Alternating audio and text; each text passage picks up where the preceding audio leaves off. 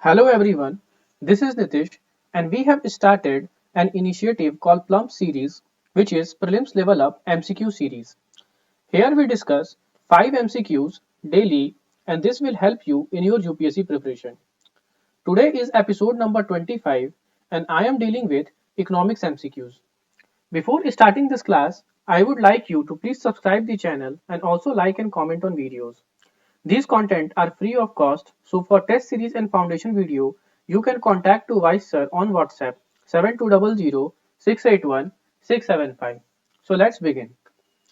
Today's MCQ number 1 is: which of the following was not one of the reasons behind the occurrence of 1991 economic crisis in India? So here you have to eliminate the reasons which is behind the occurrence of 1991 economic crisis in India, because here the keyword not is mentioned. So the statement number A is: large fiscal deficit was developed due to huge non-development expenditures. Statement number B is: current account deficit were mainly financed by external borrowing. Statement number C is: monetization of fiscal deficit by RBI pushing India towards deflation. And statement number D is: instead of generating revenues, public sector undertaking became a liability for the government. So I will give you 10 seconds. Try to answer this question and write the answer in the comment section.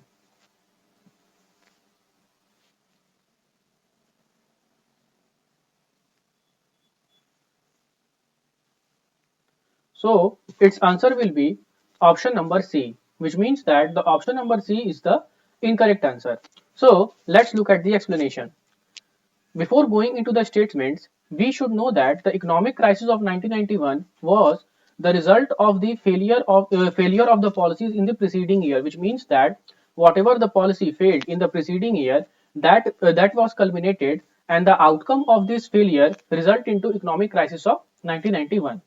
Now, look at the statement number A.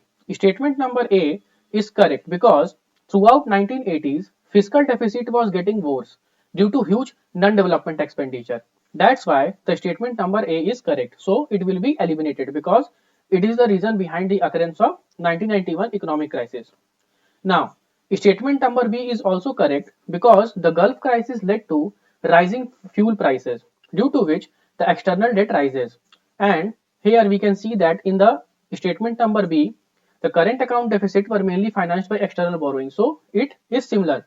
So that's why the statement number B is also correct, and it is the reason behind the occurrence of 1991 crisis. So it will also be eliminated.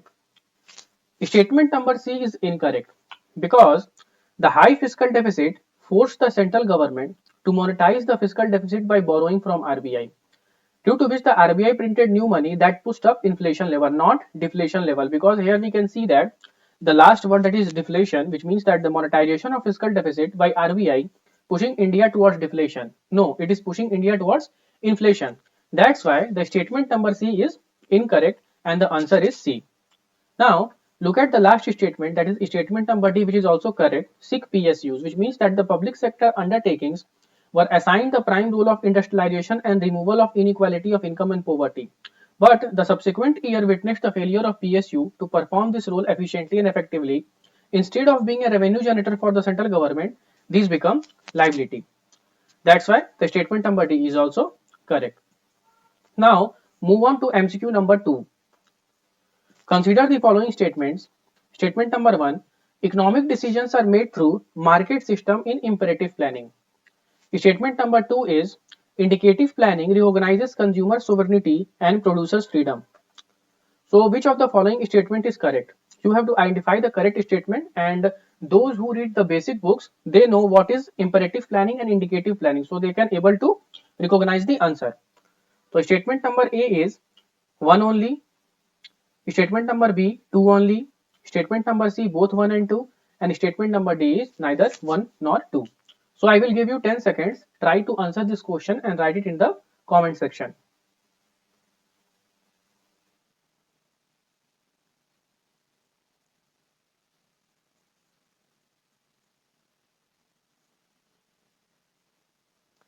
So its answer will be answer number B, that is 2 only, which means that the statement number 2 is true and the statement number 1 is false. Now let's look at the explanation. As I told you, those who read the basic books, they know what is imperative planning and indicative planning. So here we once again try to revise it, that in imperative planning, economic decisions are made through central planning authority instead of market system, which means that here the role of market system is absent and the central planning authority plays here the role. So that's why the statement number 1 is incorrect, and you can here see what is the statement number 1. Now, statement number 2 is correct because the essence of indicative planning is that it recognizes not only consumer sovereignty but also producers freedom, which means that here the consumer sovereignty is only not only recognized but also the producer freedom is also recognized, so that the target and the priorities of the plans can be achieved. So that's why the statement number 2 is correct. Now move on to MCQ number 3. Consider the following statements. Purchasing power parity exchange rates are calculated by comparing the price of the same basket of goods and services in different countries. Statement number 2, in terms of PPP dollars, here PPP means purchasing power parity, India is the 6th largest economy in the world. Which of the above statement is or are correct? 1 only, 2 only, both 1 and 2, and neither 1 nor 2. So those who read the basic books, they know what is purchasing power parity. Statement number 1 is from static and statement number 2 is dynamic one. So try to answer this question and write it in the comment section.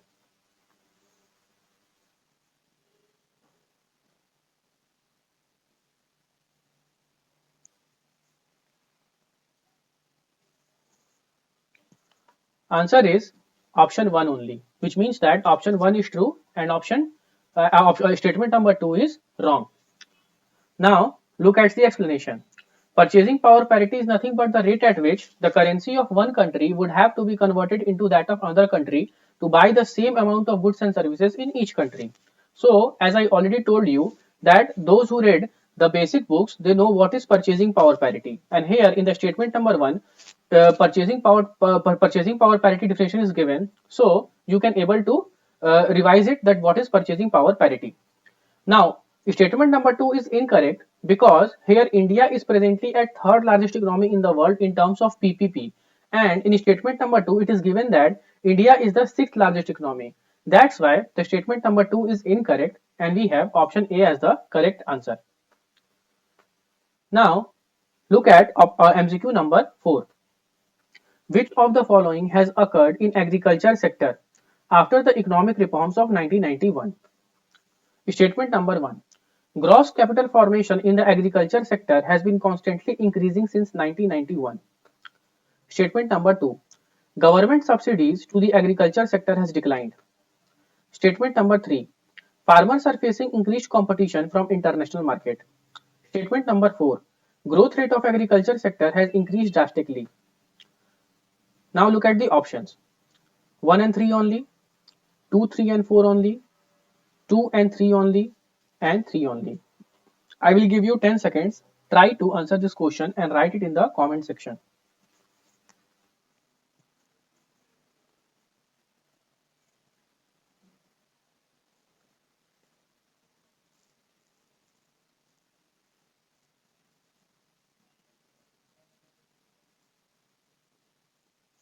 So the answer will be answer D, which means that only answer 3 is is occurred in agriculture sector after economic reforms of 1991, which means that statement number 3.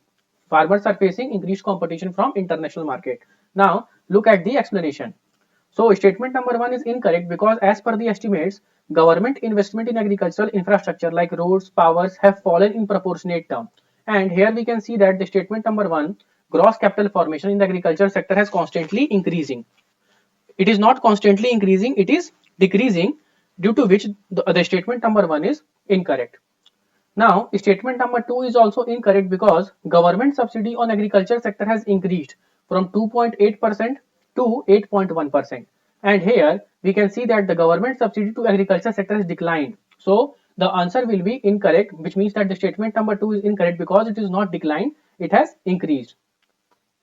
Statement number 3 is correct because policy change under the liberalization initiative like reduction in import duties on agricultural products, lifting of quantitative restrictions on imports of agricultural products have increased the competition faced by farmers from the international market. That's why the statement number 3 is correct, as here we can see that farmers are facing increased competition from international market, and we saw the reason behind it. Now let's look at the statement number 4, which is also incorrect, that during the reform period the growth of agriculture has declined, and the statement number 4, the growth rate of agriculture sector has increased drastically, which means that this statement is also incorrect because it is not increased, it has decreased. That's why the statement option number D is the correct option. Now move on to MCQ number 5. Which of the following factors were responsible for the high growth of service sector in India after economic reforms of 1991? Statement number 1, availability of cheap and skilled manpower, high tariff and tight control over imports, devaluation of rupee against foreign currency, high demand for services in foreign markets. Now we look at the options. 1 and 4 only, 2 and 3 only, 1, 3 and 4 only, 2 only. I will give you 10 seconds. Try to answer this question and write it in the comment section.